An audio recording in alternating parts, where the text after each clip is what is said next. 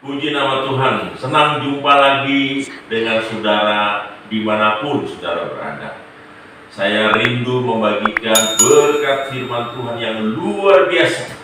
Ayat yang pertama dari Efesus pasal 2 demikian. Kamu dahulu sudah mati karena pelanggaran-pelanggaran dan dosa-dosamu. Ayat yang kedua, kamu hidup di dalamnya karena kamu mengikuti jalan dunia ini. Karena kamu mentaati penguasa kerajaan angkasa, yaitu roh yang sekarang sedang bekerja di antara orang-orang durhaka.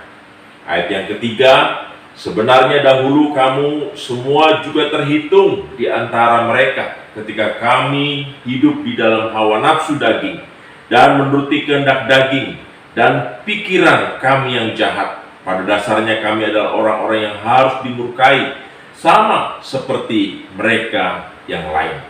Lalu pada ayat yang ke-10 saya akan bacakan demikian. Karena kita ini buatan Allah, diciptakan dalam Kristus Yesus untuk melakukan pekerjaan baik yang dipersiapkan Allah sebelumnya. Ia mau supaya kita hidup di dalamnya. Puji nama Tuhan. Firman Tuhan yang sangat luar biasa saudara, yang ditulis oleh Paulus kepada jemaat di Efesus. Kita tahu bahwa jemaat Efesus adalah jemaat yang maju di perjanjian baru. Efesus sebagai kota yang besar, kota perdagangan. Kalau kita analogikan sekarang ini seperti kayak Jakarta, yang begitu hidup dalam segala aspek kehidupan, baik ekonomi, politik, sosial, dan sebagainya. Tetapi saudara yang dikasihi Tuhan, ada satu masalah yang sangat serius yang Paulus lihat pada waktu itu, yaitu ada kecenderungan yang dilakukan oleh orang-orang yang hidup pada waktu itu. Kalau kita baca di dalam ayat yang pertama sampai dengan ketiga, itu sangat jelas. Apa yang terjadi zaman Paulus tentunya juga dialami pada masa kini. Karena apa? Karena pada dasarnya kita diciptakan dengan tabiat yang sama. Yang pertama, banyak orang yang hidup pada waktu itu sesungguhnya mereka mati rohani.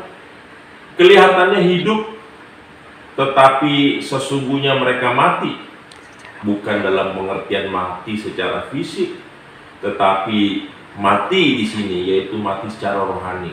Dengan kata lain, mereka tidak punya relasi dengan Tuhan, sehingga kecenderungan yang mereka lakukan, mereka hidup suka-suka mereka, karena mereka tidak hidup di dalam tujuan Tuhan.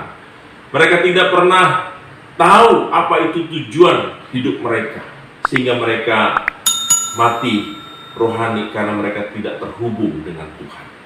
Saudara yang dikasihi Tuhan, ciri orang-orang yang mati rohani, yaitu orang-orang yang tidak pernah memiliki hubungan dengan Tuhan secara pribadi, baik melalui doa maupun juga di dalam merenungkan firman Tuhan.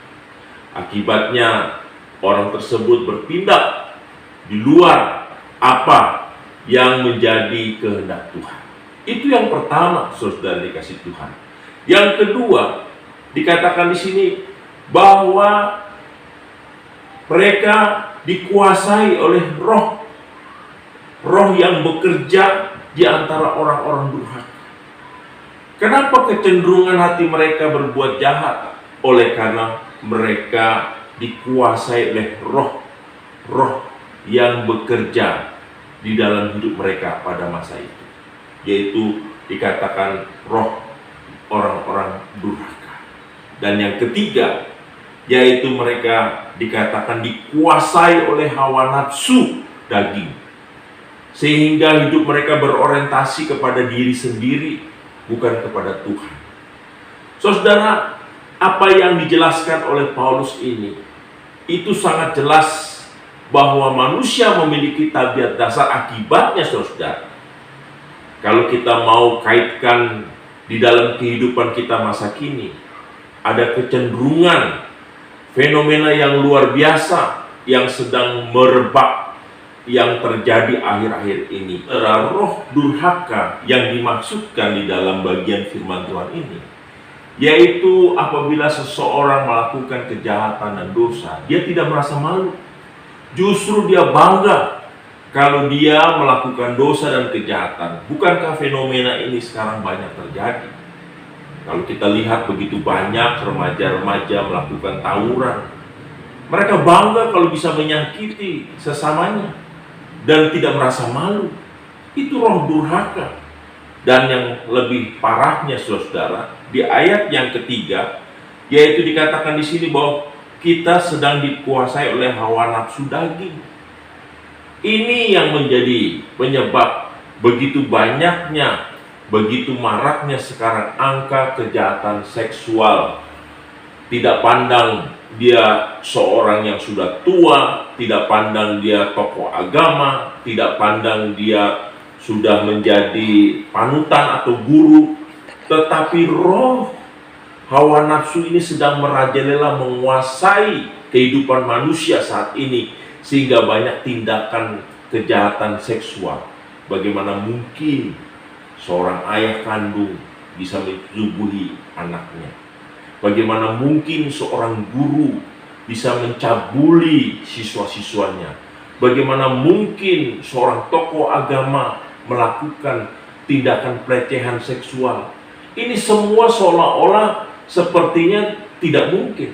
Tetapi firman Tuhan sudah mengatakan sejak zaman Paulus, ketika seorang dikuasai oleh roh hawa nafsu, dia bisa melakukan tindakan-tindakan oleh karena tabiat dasarnya belum mengalami perubahan.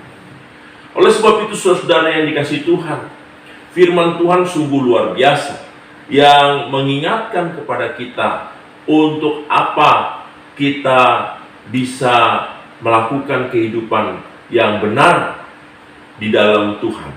Untuk itu, saudara, ketika Paulus menjelaskan di dalam ayat yang ketiga sampai ayat yang ketiga, dia tidak berhenti sampai di situ.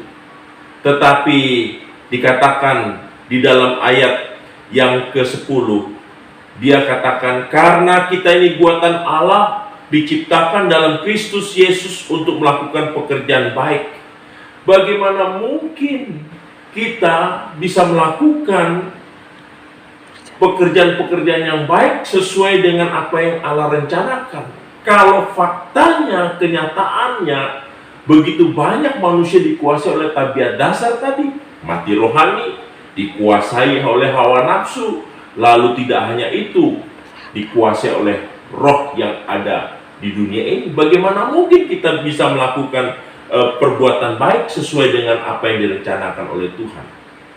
Apakah Tuhan tinggal diam, saudara, melihat kondisi manusia yang sangat memprihatinkan seperti yang kita alami pada masa kini? Tidak. Kalau kita belajar baik-baik firman Tuhan, maka jelas sekali Allah berinisiatif untuk menyelamatkan manusia, sehingga manusia tidak terus dibelenggu oleh tabiat dasarnya. Untuk itu, saudara, di dalam ayat yang ke-8, untuk mewujudkan supaya manusia dapat melakukan pekerjaan yang baik, dikatakan apa di sini? Sebab karena kasih karunia kamu diselamatkan oleh iman, itu bukan hasil usahamu tetapi pemberian Allah. Ada inisiatif dari Tuhan bahwa bukan hasil usaha kita untuk kita bisa melakukan perbuatan baik, tetapi dikatakan di sini, tetapi itu oleh karena pemberian Allah, oleh karena anugerah Allah, saudara. Jadi kita tidak bisa membanggakan diri bahwa kita ini lebih baik daripada yang lain. Oleh karena hidup kita ini, oleh karena anugerah Tuhan. Karena anugerah itulah, maka kita bisa melihat kebenaran-kebenaran yang tertulis dalam firman Tuhan. Dan itu hanya terjadi tatkala kita menerima Yesus Kristus sebagai Tuhan dan Juru Selamat kita di dalam kehidupan kita. Sesuai dengan apa yang dikatakan dalam Yohanes 3 ayat 16. Karena begitu besar kasih Allah akan dunia ini, maka ia mengaruniakan anaknya yang tunggal. Barang siapa percaya kepadanya, dia tidak binasa, melainkan beroleh hidup yang kekal. Ada 3 hal dalam ayat ini yang ditegaskan. Yang pertama, kita percaya. Kita percaya kepada siapa? Kepada Yesus Kristus. Yang kedua, tidak hanya percaya secara aktif dengan iman kita, tetapi menerima Yesus Kristus sebagai Tuhan dan Juru Selamat kita di dalam hidup kita.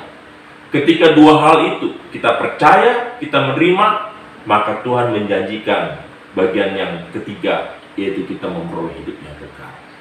Saudara-saudara, ketika orang mengalami perubahan, transformasi, atau hidup baru dia bisa kembali untuk melakukan kehidupannya sesuai dengan tujuan ketika Tuhan ciptakan kita.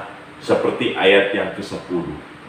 Syaratnya kita mengalami hidup baru. Dalam bahasa Paulus dia menggunakan kata recreation, diciptakan kembali. Kita yang hidup di dalam dosa, kita dibenarkan oleh karena iman, karena kita percaya kepada Kristus. Ketika kita percaya kepada Kristus, anugerah Tuhan turun atas hidup kita, maka kita diubah. Nah, ketika kita diubah oleh Tuhan, kita tahu kebenaran, maka kita dimampukan untuk hidup benar. Kalau hal itu terjadi dalam kehidupan kita, maka kita tidak lagi dikuasai oleh tabiat dasar seperti yang dikatakan Paulus di ayat yang pertama, mati rohani. Di ayat yang kedua, yaitu kita dikuasai oleh hawa nafsu. Dan yang ketiga, kita tidak lagi dikuasai oleh roh zaman ini. Untuk itu saudara dikasih Tuhan, mari kita sungguh-sungguh kembali kepada apa yang Tuhan katakan di dalam ayat yang ke-10. Karena Tuhan ingin supaya kita melakukan pekerjaan yang baik. Untuk dapat melakukan pekerjaan yang baik, kita harus berjumpa dulu dengan Yesus. Kalau kita belum berjumpa dengan Yesus, maka tidak heran apa yang terjadi di dalam kehidupan kita pada masa kini. Oleh karena banyak orang yang belum mengenal jalan kebenaran dan hidup yang ada di dalam Yesus Kristus. Akibatnya fenomena-fenomena yang kita lihat sehari-hari, yang kita saksikan di TV maupun di media, itu oleh karena begitu banyak orang yang masih hidup di dalam kegelapan. Kita ingin supaya kita sungguh-sungguh dapat melakukan pekerjaan yang baik, karena itu yang Tuhan inginkan untuk kita lakukan di dalam kehidupan kita. Akhir kata, saudara yang dikasihi Tuhan Yesus Kristus, saya mengajak kita semua sebagai orang yang sudah mengalami pembaharuan, yang sudah diubah oleh Tuhan. Biarlah kita berdoa seperti doa yang dinaikkan oleh seorang tokoh yang luar biasa, yaitu Carlos de Melo. Dia berdoa, waktu masih muda, Tuhan, ubahlah dunia ini. Ketika dia berdoa, dunia tidak berubah. Lalu dia berdoa, Tuhan, ubahlah bangsa ini. Lalu dia melihat juga tidak ada perubahan. Lalu dia berdoa, Tuhan, ubahlah keluargaku. Di akhir hidupnya, doanya dia rubah, Tuhan, ubahlah aku. Dengan kita menjadi saksi, dimulai dari diri kita, orang melihat Yesus yang hidup dalam diri kita, maka kita akan menjadi terang bagi sesama kita. Untuk itu saudara dikasihi Tuhan, apa yang tertulis dalam ayat yang ke-10 sesuai dengan apa yang dikatakan oleh Rasul Paulus. Inilah tujuan hidup kita, yaitu karena kita ini buatan Allah, diciptakan dalam Yesus Kristus untuk melakukan pekerjaan yang baik, supaya kita hidup di dalamnya. Kiranya Tuhan memberi kekuatan kepada kita untuk kita dapat melakukan kebenaran firman-Nya. Terpujilah nama Tuhan. Amin.